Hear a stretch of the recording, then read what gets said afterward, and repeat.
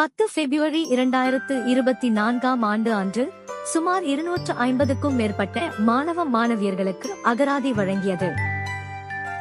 அகராதி என்பது வெறும் புத்தகம் அல்ல, அது அறிவை நோக்கி குழந்தை எடுத்து வைக்கும் முதல் படி.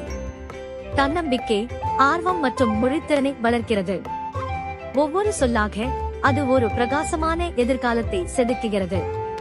அனைத்து மக்கள் சக்தி இயக்கம் சார்பாக சுமார் 250க்கும் மேற்பட்ட மாணவியர்களுக்கு அகராதி வழங்கும் நிகழ்ச்சியானது பெரும்பாக்கம் ஏஎச் குடியிருப்பு பகுதியில் நடைபெற்றது.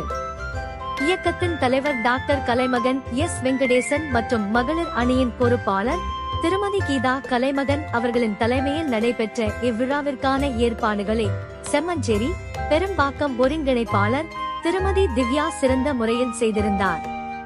இவ்விழாவில் சமூக சேவகர்கள், சமூக சேவை அமைப்புகள், இயக்கத்தின் பொறுப்பாளர்கள், உறுப்பினர்கள் மற்றும் ஏராளமான மாணவிகள் கலந்து கொண்டனர்.